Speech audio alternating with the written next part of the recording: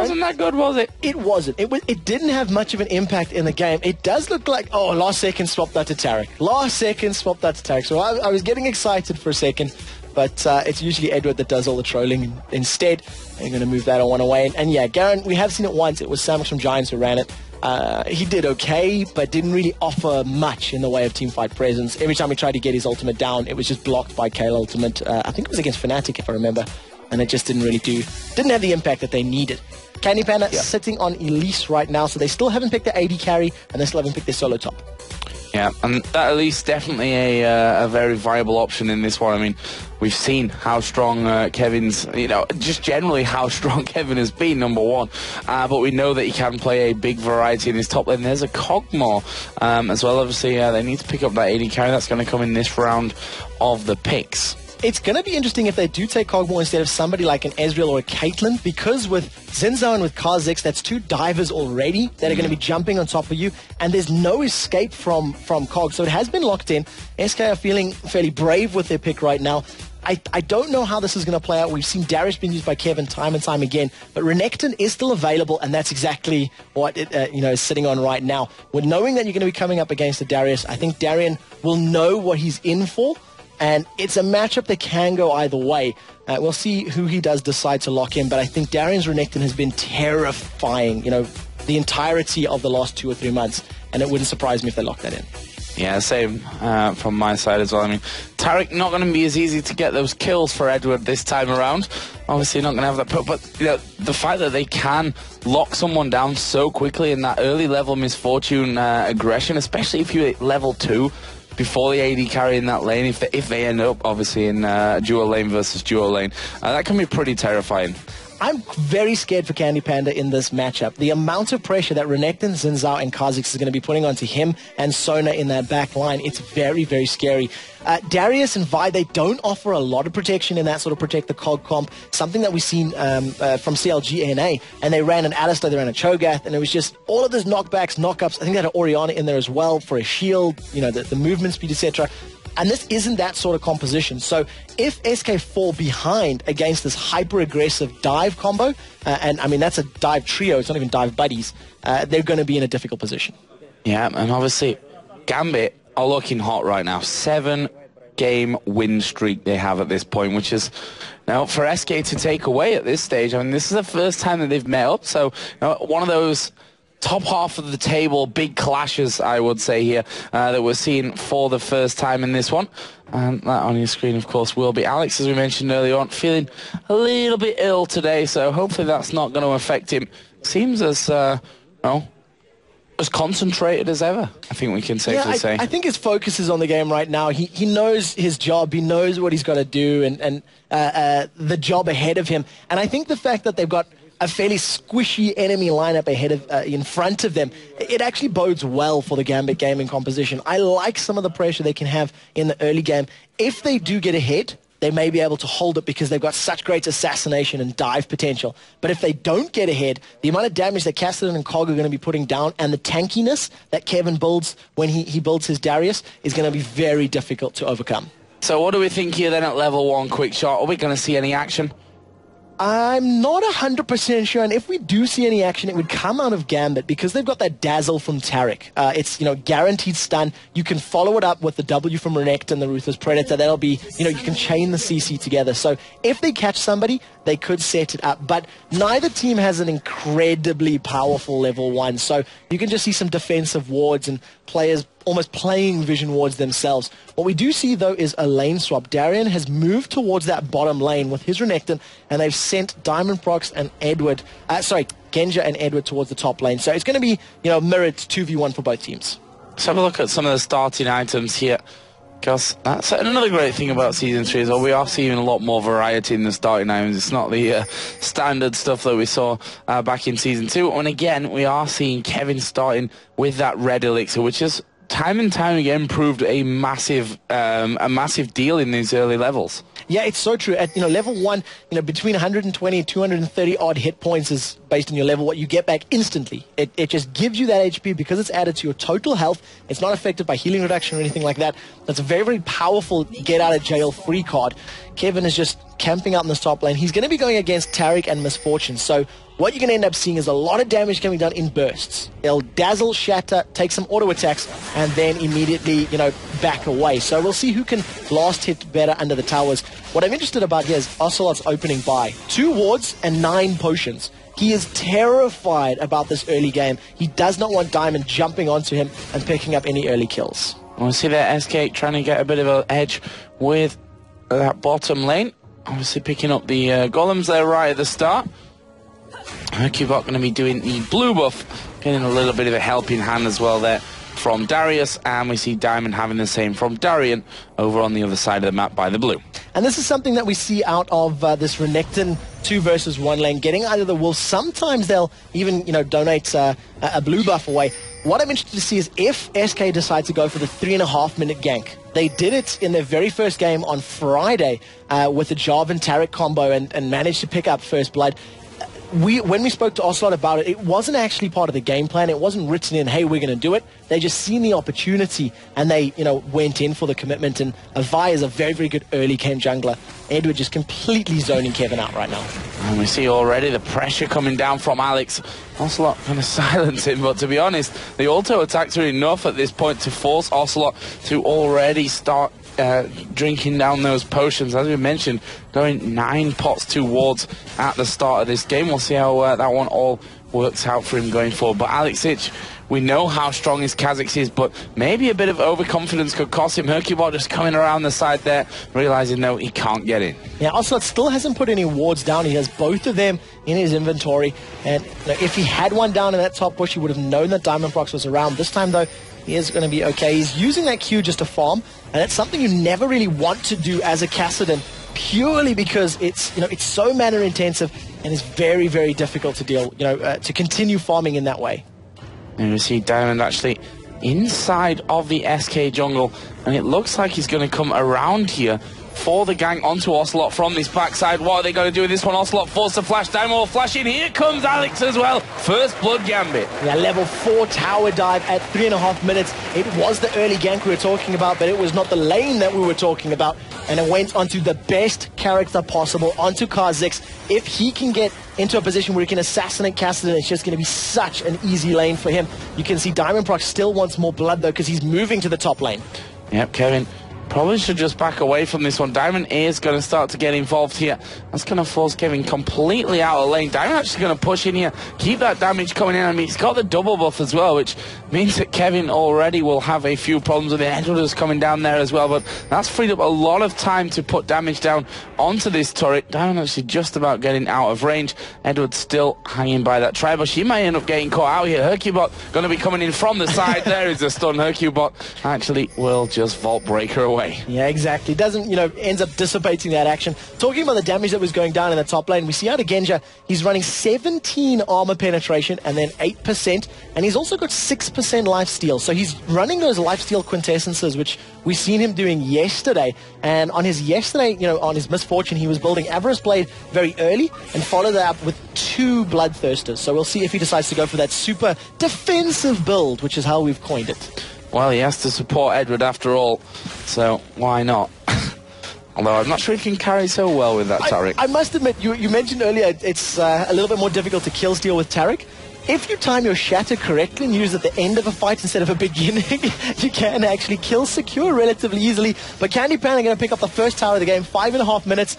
Very, very good tower pressure actually coming out of them, using that Bioarcane Barrage damage to just chunk it down from range, relative safety. And the top lane tower for Gambit has, for SK, is still relatively healthy, 1,700 hit points out of its total 2,500. Yeah, and also Kog'Maw here got a decent CS lead as well, 44 to 37.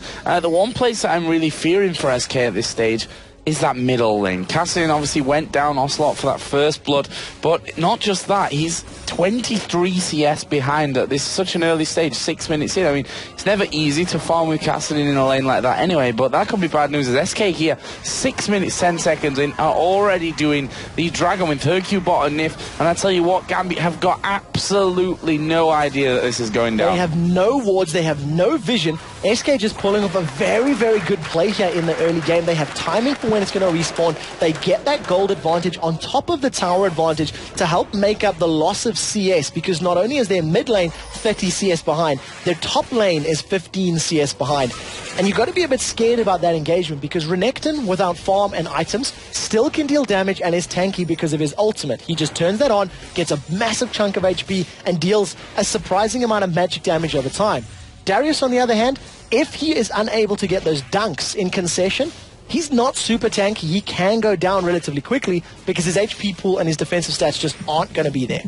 Let's have a look at some early items coming out here then. Alexic going to be working his way back to lane with a Brutalizer and that tier as well. So Ocelot got that bit more to fear. Obviously went in there for that mana crystal because he was having to really farm at range using that Q. That extra mana really helps him out.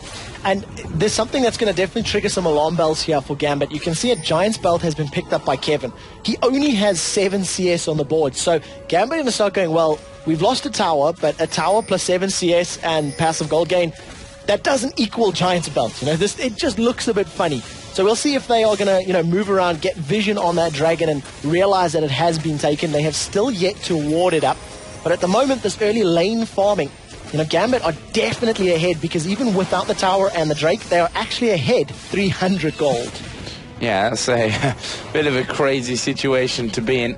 As we are obviously we're looking at Cogmore, at least. He just backed away a little bit. Berserker Grease Vamp set to single Doran's Blade for him, comparing that over to Genja's single Doran's Blade, but he's going to have a good chunk of gold to be spending the next time, or the first time we should really say, that he does decide to head in home. Renekton also got that Giant's Belt in there now as well with the cloth armor. We see a couple of flasks here dotted around, one for Zinzhao, one for Kha'Zix as well. As the pings come down, they just spotted Renekton coming in there. That ward put down for him to give them vision of anyone moving around the SK jungle. And of course, Darren, having walked past that Dragon Pit, is going to be well aware that has been taken, so he'll be letting the rest of his teams know that that's up. Ocelot using that Rift Walk very, very well in the middle lane. He actually jumped away from the first Void Spikes that was coming out of Alexic, and then just dodging the second one. Gets caught by that one going a bit aggressive to pick up the CS, but when you're 40 creeps down, you need to start getting yourself some items. I would have liked to have seen maybe a Cages like he pick out of him and he gets collapsed on. Yeah, and look at that. That's all Alex needs to do. Jump in there, Void Spikes and auto attack. Like, that is just so much damage coming out there. Ocelot really can't contend with that at this point, and he's going to have to hope that he can get that farm to get going forward. Has now finished off that Catalyst to protect it. Obviously working up towards Rod of Ages, as Hercubot is also hanging around this top lane there. Edward actually coming down the backside, wanted to get that ward down, and he was actually lucky that he did come when he came there, because 10 seconds, or even 4 seconds, 5 seconds earlier, he could have actually been caught out. Even more, if he had had another ward, he may have wanted to go towards that bush to ward it up to, on the top side of the river, but luckily that wasn't the case, and Alex may go aggressive here on Ocelot. He definitely has the damage for it. He definitely does, with that Bloodthirster in there, that's for sure. Hercubot comes across, Alex just walks off towards the bush and then in towards his own turret. Hercubot has to go about his way, and Hercubot has been impressive, the vibes that we've seen from him so far, but this game has not really had the ability to get in and have much chance to do anything to Gambit. To be fair as well, Hercubot hasn't actually moved into lane. So he's just been farming it up. 48 CS to the Zin's 47. Of course, Zinzao was involved in that first blood, so has got an assist on the board. But we've just not seen anything. Up in that top lane, he was trying to get on, into range of Genja. You could see there is that ward, which is about to just time out. And, with his ultimate up, you can lock somebody down, follow it up with the likes of a crescendo and have some good damage. But at the moment, it's just a farm session. Genja, though, he has not picked up the Avarice Blade, which is what we've been seeing him do time and time again in previous matches. It looks like he's going to go straight for that Bloodthirster. Yeah, go straight up to that level.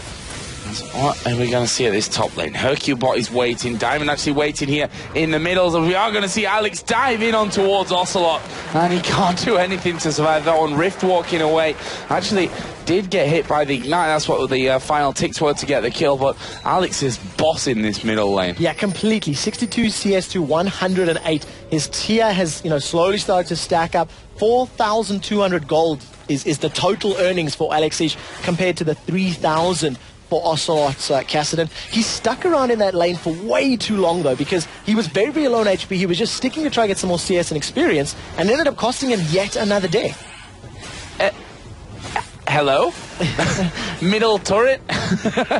Not responding to it. Yeah, I mean, Hercubot had gone back to base after that one. Alex is just like, well, no one's even here, so I'm just going to keep pushing that one. He's almost taking it down with that push. Ocelot finally going to be coming back here into that lane. Obviously, just picking himself up those boots, although against Alex right now, I'm not sure that that's really going to help him out in the grand scheme.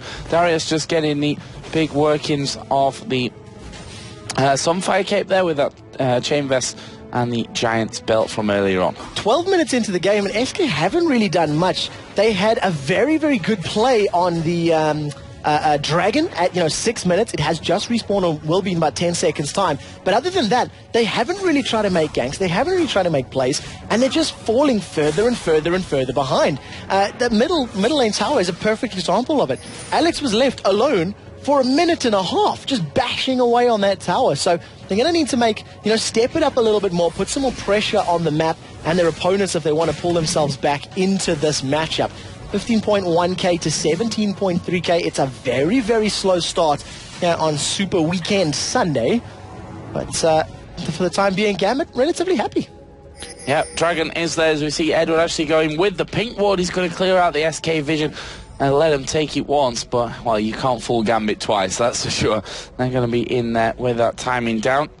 And let's see how that affects this one now, as Alex and Diamond are both there. SK, as we said, had their vision totally removed out. Darian going to join in as well. Ocelot is actually off towards the side. He doesn't have a ward to put down, so it'd mean Rift walking in there and probably certain death just to check that one. In the end, SK say, we can't do anything about that. Let's let it go. Yeah, they had absolutely no vision there. They had no knowledge that it was going on. They didn't even position to try and go for it. We do see the Ocelot in the middle lane. He's going to be able to Rift walk to safety, but Diamond Proc is just such an ever-present threat right now.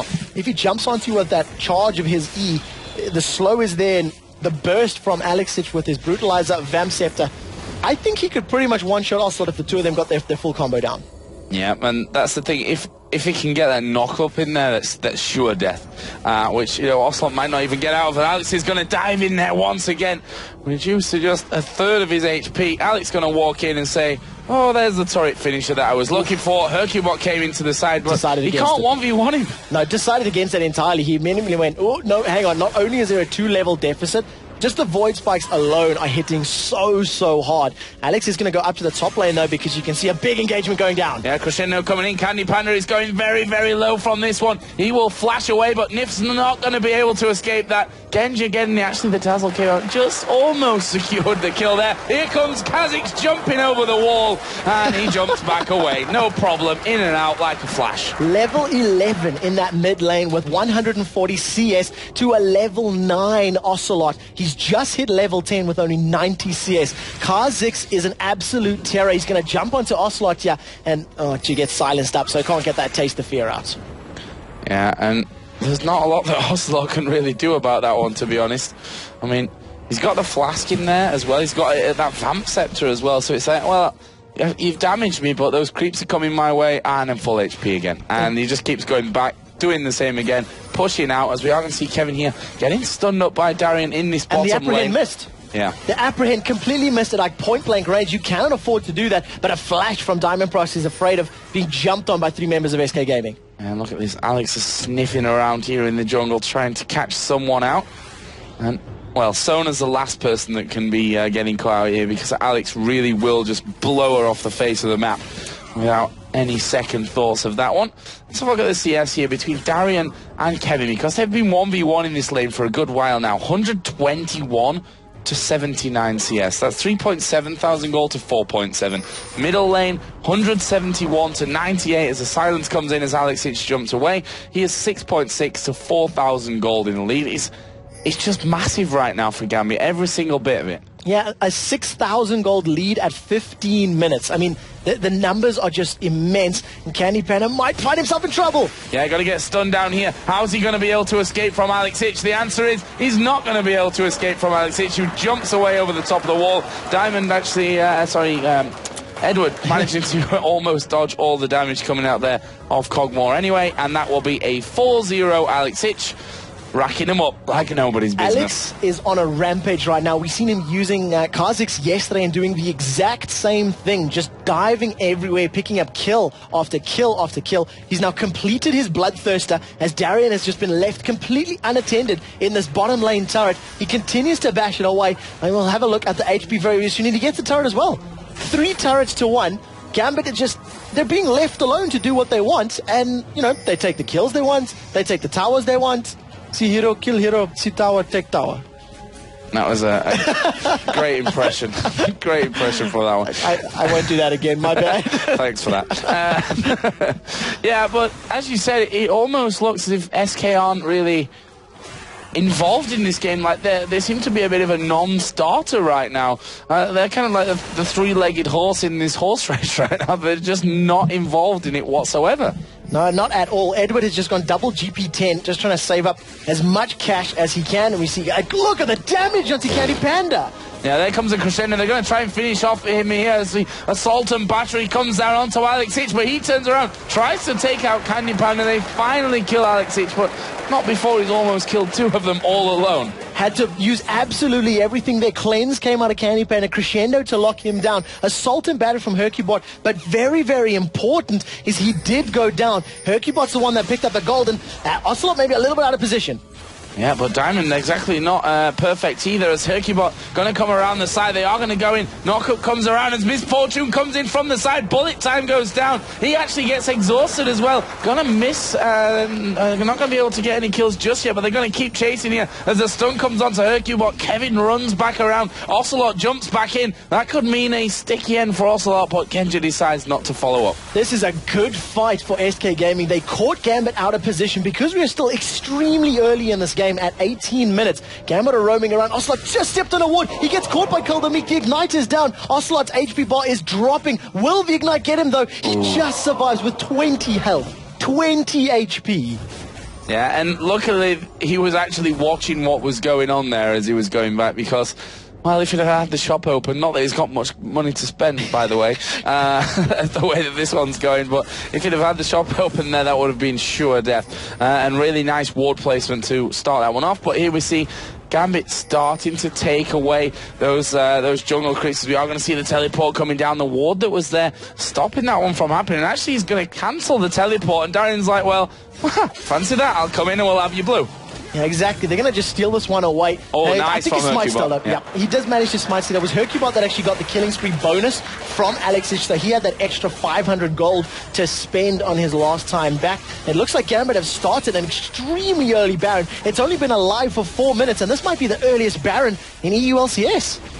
Well, if they can finish it. Very good point. SK don't have the vision. Any vision whatsoever. None. Zip. Zero. They don't have anything here to figure out that this Baron's been done. The only thing that could stop Gambit, I feel, is losing health at this stage. But, you know, they're going to be tanking now between them. Genja coming in now as well. It's 4 men. SK not even wondering, where have they all gone? You know, Dragon's there. We've got a ward. They're not going to Dragon. They're all missing. Where are they by now? They're at Baron. It's a 19 minutes, 40-second Baron coming out of Gambit Gaming, as if things weren't bad enough for SK at this stage. And they just put a pink ward down so they could see the members of Gambit moving in. They're well aware that their Baron has now been taken, and Gambit are just going to say, well, thank you again. You know, we take the kills we want, we take the towers we want, now we take the map objectives like Nasha, and there's just absolutely no reply coming out of SK. The few stragglers that they've caught from Gambit behind enemy lines, they've been able to pick off. But as long as Gambit aren't, you know, hanging around where they shouldn't be, they're not going to be, you know, shut down. This is a 10,000 gold lead before the statistics on Baron Nash is pulled into account. And then we see the one ward that SK had around this Dragon times out just as Gambit decide to go down there and take that as well. So that vision that they had didn't really offer them anything whatsoever. 35.2 to 25.1, 10k gold lead being breached, 5-2 in kills, which is not a massive lead by any means, but the gold just speaks for itself there. It's a 4,000 gold lead in the middle lane. The AD carries us 3,000 gold lead almost. I mean, Gambit, this is their game to throw away, and I didn't think I'd be saying that after less than 25 minutes. No, that's for sure. Take a look at the CS. You know, we've looked at the numbers, look at the gold. 239, 240 CS for Alex Ich to 120 for Ocelot's Cassidy. Bottom lane, 220 to 150. I mean, it's just They're just so far ahead right now. As long as Gambit decide to just group up and push, they're going to be in trouble. Ocelot gets stunned by that dazzle. Yeah, but can SK hold on to him here? I mean, it's a Baroned up team after all. It's going to be hard to stop this happening. Nif Crescendo going to have to be perfect if they're going to get anything from this one. Pink wards going down from Edward as Alex just going to throw those void spikes through the wall. Not doing too much damage onto Kevin now, but he obviously does have... He's got a Ninja Tabby in there, he's got a Sunfire Cape and another Cloth Armor, so plenty of armor coming out for him.